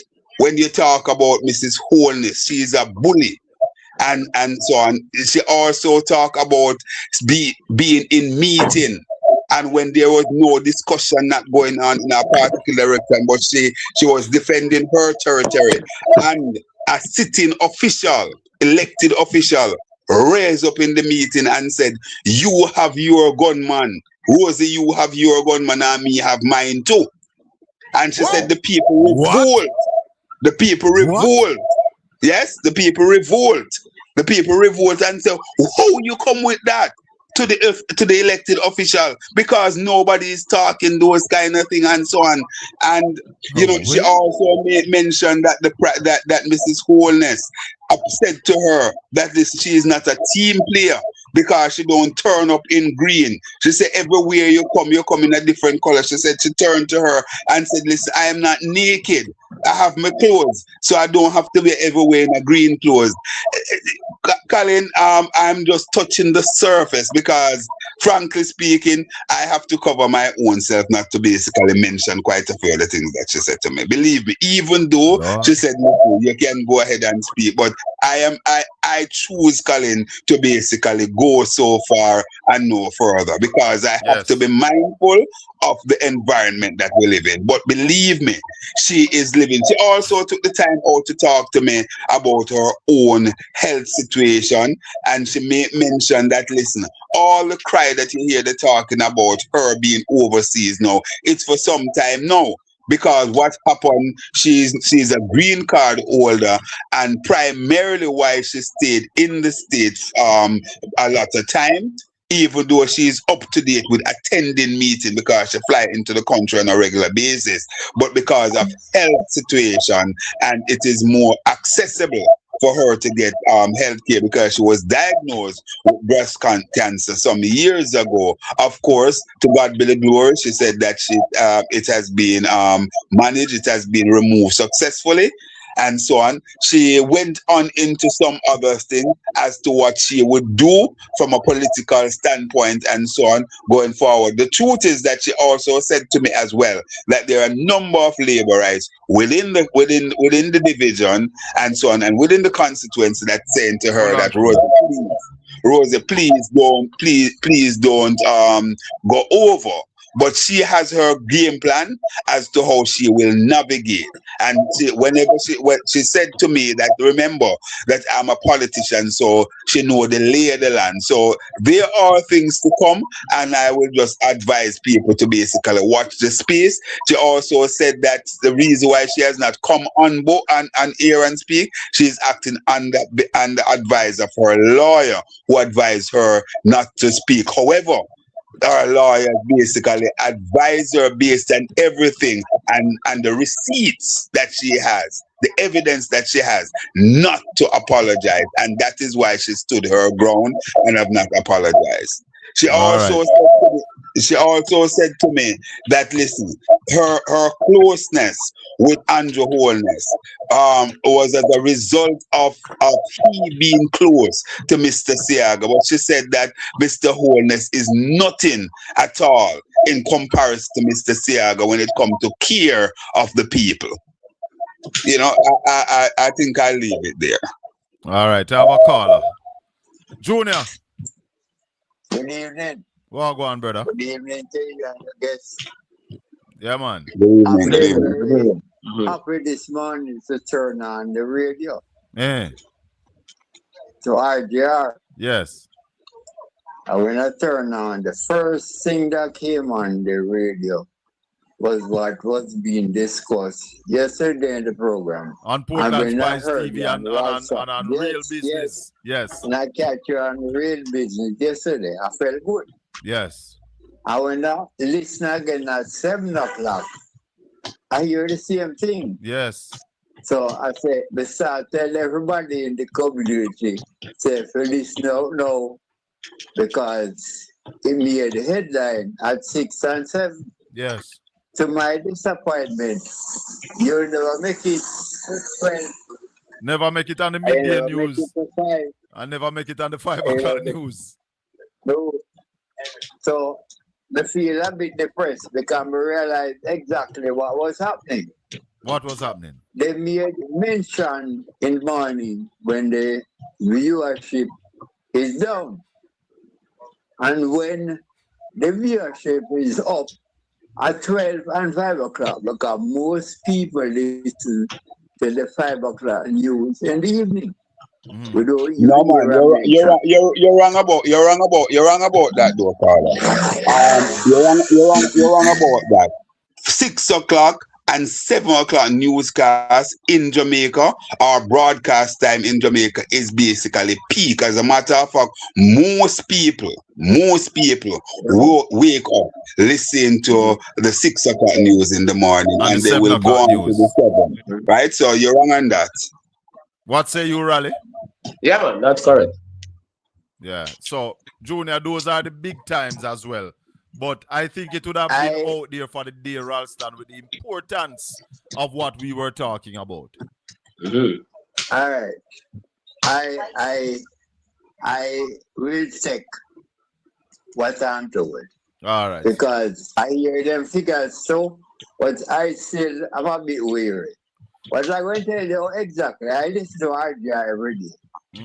If the items were presented by different persons, it would make news for 3 days. Oh? 3 days. And that Junior, sorry, and that. Sorry, Junior. And that point, Colin, Junior is correct. It depends on who basically, because invariably when you get a headline like this, it normally at least carries through the cycle, the midday news and the 5 o'clock news. It will normally hold. So Junior is correct in this front. On this front, sometimes it is depending on who. You see, that's why I'm calling on the people who have platforms like these: the Andre Stevens, the Wayne Lonesome, the Wilfred Rattigan, the Jeffrey Tavares, the Hot Off the Press, yeah, the Perry Cummins. We are calling on them to carry this. Yes, Bell, Rosalie Bell, carry it, because we have listenership as well, and sometimes together maybe more than where mainstream media is right now. Absolute. So we have to keep hammering it home, and we not ease up our fight, because I don't believe that this cap should be increased. It is going to be detrimental to the people of Jamaica. Some of them will talk about leave the government alone, don't even know them own danger. What say you, Raleigh? I agree. This is going to be very bad for the economy. I will continue to remind the people that during the last quarter of the last year, the economy declined by 7.1%. And we haven't seen anything to boost the economy since then. What it got instead is a contractionary budget with 18.5 billion in new taxes. Now, if we have more taxes in relation to the oil, people collecting more, government collecting more from the oil on top of the taxation that they are already wreaking on the people, this is going to have a devastating effect. So we are going to see a protracted recession, as we said, all the attendant social problems, because economics is just not just an aggregation of numbers. Those numbers have impact on the lives of the people. Hold on. Somebody asking me a question in the chat room here. Did you see Darrell Vaz comment about you, Mr. Bell? No. Is there a comment from Darrell Vaz about me? I'd love to see it or hear it. And I must also say to you, Colin and Raleigh, because I have it from live source, that one of the program that is tuned into on a daily basis from 9 o'clock is Straight Up with yours truly, Conrad O'Brien. And what I did, I ensured that I led my program today with the clip from yourself and Raleigh, that aspect of it that was carried, and RJR News. Of course, when we carried, we give the media house the credit because of the story came out of that. So I did give RJR the credit, but I carried it on my program today as well, because I think it was so important, Colin. So I agree with you. You see, we have to basically understand the consequence that we are in. And if it means that, there are platforms and things said on those platforms that make sense and we can highlight it across the various places. Don't be selfish. Don't be selfish and say, boy, me not carry something will come from Portland Price TV because me not get Colin a forward, or me not get Raleigh a forward, or me not get Obi a forward, or in our case, we not, say we not get Andre a forward, or this a forward. Carry it, especially something like this that is so newsworthy and actually impact. Today I said to a young man who I know for a fact that he is supportive of the Labour Party. And when he heard my commentary this morning, he came to me and he said, boy, me have to agree with you on this one, me have to agree with you. The government have to step back on it. So it is basically getting traction because everybody is feeling this pinch. This is not a JP, PNP matter. Everybody is feeling it. Right, Let me go. Powerful, rich countries like the UK, Germany, all the countries in Asia, they have had to be doing these things in order to keep their economy on track. Because inflation is the greatest danger to economic growth. The IMF tells us that if this thing continues, we're going to be looking at global inflation of 6% and global economic growth of only 2%, which is devastating. I want to play something that the this IMF is a very said big about issue, Jamaica. big international issue. This is not a little. The IMF said something about Jamaica. I want to play it, but I want to go back to the caller before. And the person is saying that Darrell Vaz called me a political activist, just as he is a political activist. That's all right. Go ahead, finish up your thoughts, Junior. Yeah, I told you was touching on it. It's like how you came up on RDR and spoke. Yeah. And Ralston came out and spoke. You have certain numbers for some of the platforms that you talked about a while ago. Yes. Call them up and give them the information. Because I don't have the number for some of them. Or they can call me and they can call Obi and they can call and we'll go on and speak about it. Yeah, man. Because what happened? Right. Is there any truth that 12 containers of food was destroyed at ODPM?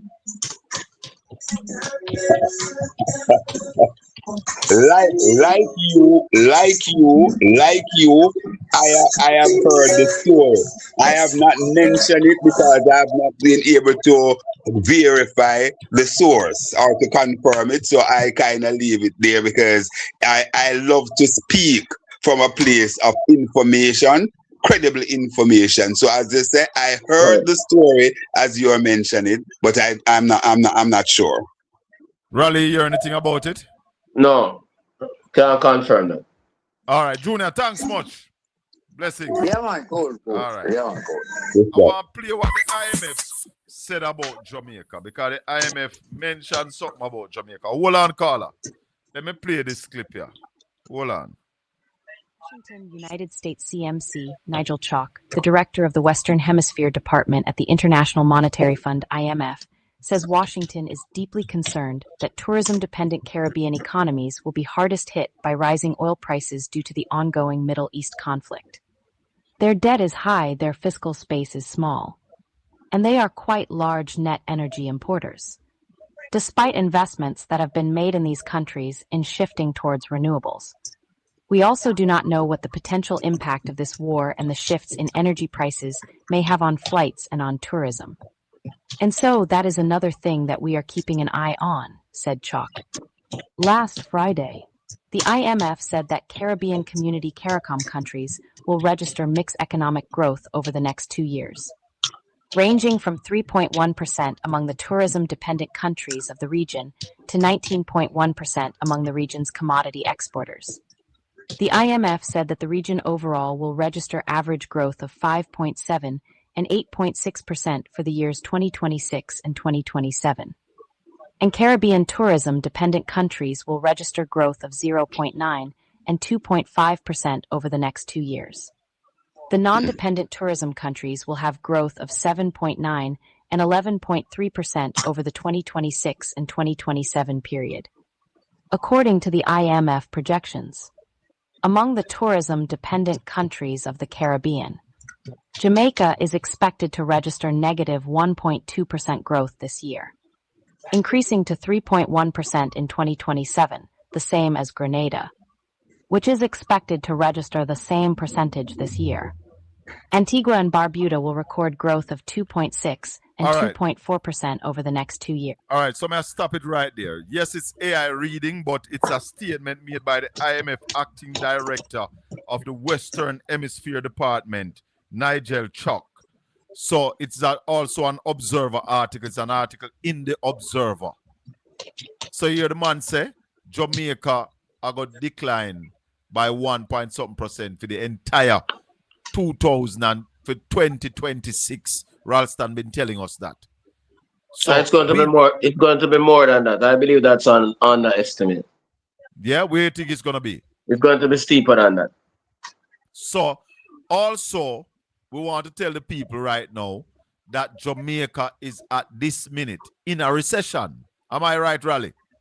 Well, we're waiting on the first quarter from starting, but we are well on the way with the 7.1% decline during the last quarter of last year and the contraction of our budget. And if the government does what Daryl Vaz is suggesting, we'll be there.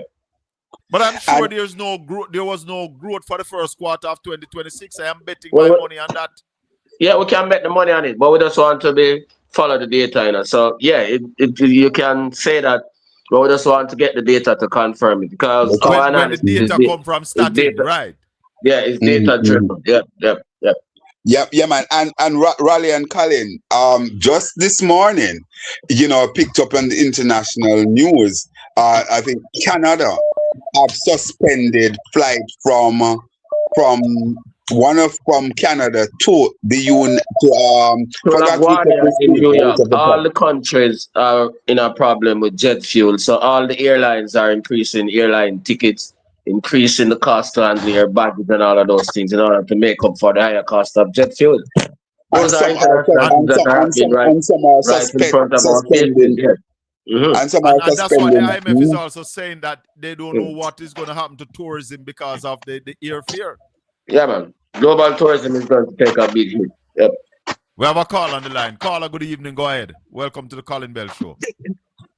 Good evening, Mr. Bell. Are you hearing me? Loud and clear. First time I'm calling you. Ralston, you still on? Yeah, I'm here. Yes. Yes, I'm here. This speech that the Prime Minister made, where he basically said there's no governance for the last 10 years in the country. He then turned around in this speech to tell us Jamaicans that we need to be more productive. And he wants us to question ourselves, what have we contributed to GDP? How can you be asking? No, bear with me. Let me finish quickly. Yes. How can you be asking us that when you're giving your friends license to bring in onion and other things to dump on the market? You saw the farmer with his 3 salad tomatoes in a plastic bag selling for $100, and he had to dump a truckload of tomatoes. The other thing I want to move on, because I'm in Montego Bay. Do you realize that there are 11 hotels closed in Montego Bay? And that Hyatt, who manages 7 hotels in Montego Bay, issued a press release last week saying that they will not be able to reopen their hotels until April. Their targeted date is April 2027. Ralston, are we serious? Do we understand what is happening? Well, we're trying to get the people. Does that have this Jamaican economy? We're a set of jokers. Listen to me. I remember when Michael Manley had a problem with gas. I had to walk 2 days from Crossroads, Caledonia Avenue, where my office was, to Havendale because few cents went on. Am I to understand that there's an Obia man who was Obia the people of Jamaica? That we have become docile, we are not seen, we are not hearing, we are not talking? Yeah, what is wrong? Before you move, what is happening in this country? Before you move, caller, let me just say ask the caller. Obviously, it seems as if the caller had listened to the Prime Minister's presentation. Caller, it came to my attention through one of my caller that in the Prime Minister's presentation, he said that Jamaica is about 90% or 90% recovery from Hurricane Melissa. Did you hear that in the speech from the PM? Look here, that's a joke. No, did he say that? Did he say that in the speech? No, I'm asking you. I remember that because let me tell you, when I listened to the speech, to be honest with you, I had to turn off a part of it because I was shocked. Because basically the Prime Minister was admitting for the last 10 years, there has not been a proper governance structure, and then we now turn it on us. And so we need to be more productive. We need to question what have we contributed to the GDP of this country. And I said to myself, no. Am I hearing right? Am I suffering from dementia? Well, I was shocked. Obi, we need to take some time and go listen to the Prime Minister's speech. Yeah, I'm asking you, Colin, yes, if you could listen to it and maybe play parts of it that are relevant to the society. Yes. Because my friend, my labor right friend, them who don't vote for anti-owners because them still wanted Shaw, but they're afraid to come public. So I call in sometimes to certain programs, especially that program at night, and people recognize my voice, but I don't care and I don't give a damn because at 73, I don't care. I'm dealing with what is reality, and I don't want to get dementia and I don't want to get a stroke. But at the rate at which things going now, I am worried. I'm concerned here in Western Jamaica. Yes. I say 11 hotels are closed. Can you confirm that, Raleigh? 7. Yeah, man. 7. It's serious, No, man. I can It's true. tell them. I can name them. Yes. You Yeah, have man, it's true. you have 3 hotels here in Freeport. You have 2 Secrets, 1 Breezes. You have 2 Hyatt. You have Palmyra, which is now called Drill Grand. You also have what was Holiday was Holiday Inn is now Catalina. You also have Wyndham Rosal, which is now Dreams under the same Hyatt. You have, I think, Sea Gods is closed. You also have Sea Wind. Oh God. Which was Sunset Beach, which was Sunscape. Yes. Closed. Caller. So there's no need for you to confirm. Caller. It is a reality, and you go to the press release, Colin, you see the press release from HAD. Yes. HAD said that they cannot open the hotel until sometime early 2027, and it is not definitive. Caller, thank you for the call. Caller, don't let the caller leave yet. One second, caller. And continue doing good here. Yes. Caller, one of your favorites. One of your favorites. Oh, she gone. All right. I was about to share with her that one of their favorite son from Western Jamaica, Montego Bay, Comrade. He called me today, but he said that listen, when you look at everything down there, things is down. However, he said them not have pan for sell rum because the people that pure rum and boom them a drink. Yeah, man. And Right across and the girls country. them a broke out. Right across. But hold on. Yes, right. That's not a very good response because that is what the people are substituting for the response of holding the administration accountable and paying more attention to what is happening in the country. That's not going to help them. I want to discourage that response. That's not working. True. Anyway, let's take our final call. Excellence. Shaka. Bless up. Good evening, my brother. Good evening, Raleigh. Good evening, OB. Yes, sir. Good evening. my friend. How you doing? Shaka. Yeah. This evening, I was listening to a British station, and I heard something that made me shiver to my bones, brother. Talk to me. They are saying that based upon what is happening in the Middle East, yes, they are expecting that if it prolongs, a minimum of 250,000 Brits will become unemployed. Whoa.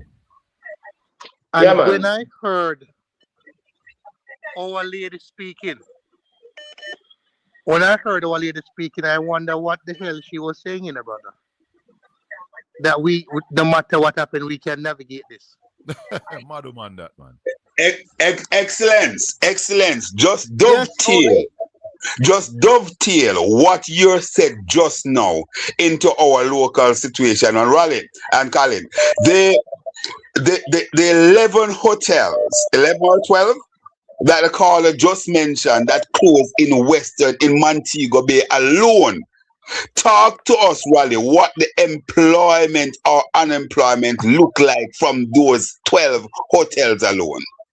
Well, a significant number of persons. Remember, the tourism sector is like 30% of the economy, and we saw a 31% drop in the accommodation sector, which is a proxy for the hotel sector during the last quarter of last year. That was the biggest decline in the services sector in the last quarter of last year.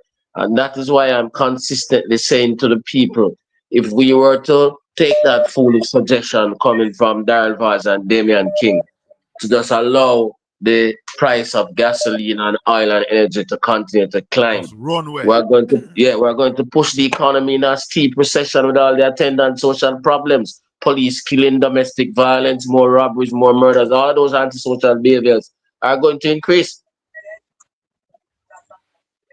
That's a serious matter.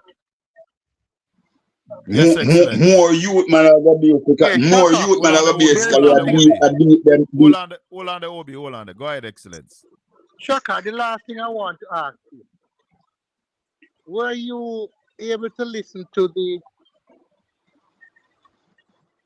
press briefing last Wednesday? I listened some of it. I didn't listen everything, but I listened. I don't know if Obi and Ralston heard Commander Gill's presentation. No, what he said. Huh? No, I didn't hear it. Wow. Because Shaka, I would encourage you, because I need to get some clarity, because I am left with more questions in my head. Excellence, explain the part, because there's some aspect of it that I may have listened to. As donation. Go again, Excellence. No, I said I have more questions in my head than answers. As to the donation that Commander Gill spoke about that Jamaica received. Over $1 billion, right? But is it $1 billion Jamaican or $1 billion US? Well, I don't know. Because Shaka, I heard him talk about $880 million US on one side of his ledger, and the mixing of Jamaican dollars with US dollars and all of that. He left me more questions than answers. Oh. But I would encourage the Shaka if you could and play it for clarity of your audience, and then we could see what it shows. Because Shaka, if so much money was collected, we should not be having people sitting down in schools and prohibiting the students from going out with the normal activities of teaching and learning. Yes.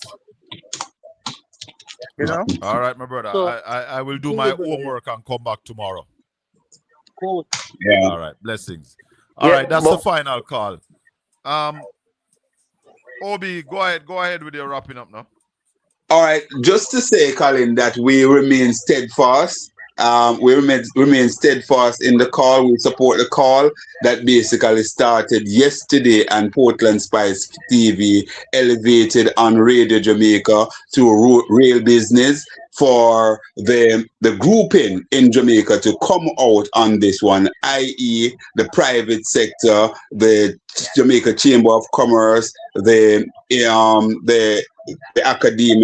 academic community, indeed the fourth estate. We expect that to be more vociferous on all of this, and so on, because there's no way that we can sit down and allow this situation where gasoline price at the pump should be raised by more than $4.50 per week, which is already very, very onerous and creating major mayhem across the economy already, let alone we seeing a much higher increase starting this Wednesday. We must basically stand up and be counting and rebuff the government on this one.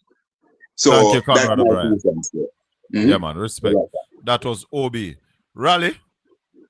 Yeah, so My position is basically the same. If we go down that road, what we're going to see is a protracted recession, higher levels of unemployment, and higher levels of social dislocation because the central bank would have to tighten monetary policies, which is what we don't need because we're already down in a hole.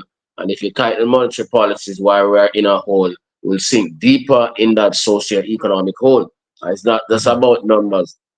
It's about people. So we'll see people getting poorer. We'll see more aggressive and antisocial behavior, more domestic violence, and all those things that are undesirable.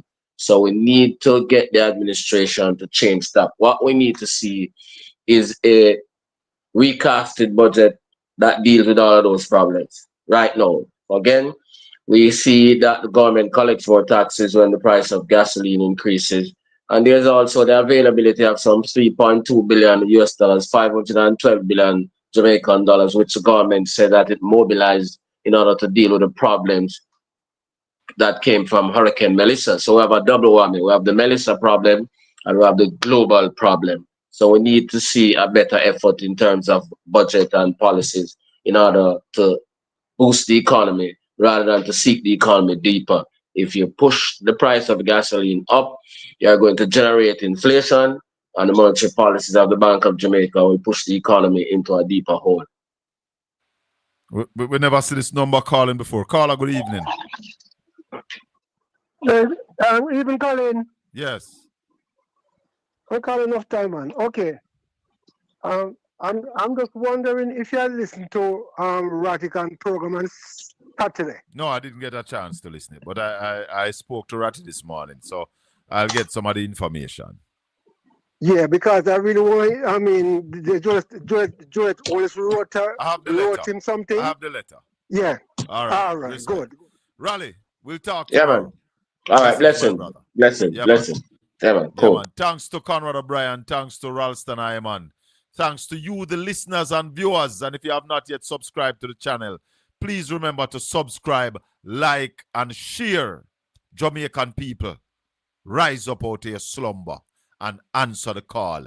Let the government know that we are not accepting the increase of the ban of that cap on electricity. We're not accepting it. We can't afford it. Just like how the government can't stomach the 11 billion, we can't stomach higher increase at the pumps on a weekly basis. The cap must remain at 450. May the good Lord continue to bless and keep you. Make his face shine upon you and be gracious unto you. The Lord lift up his light and give you his peace. Until we meet again tomorrow evening, stay tuned to Portland Spice TV, because coming up right after this show is Religious Freedom with Peter Stamp. Blessings.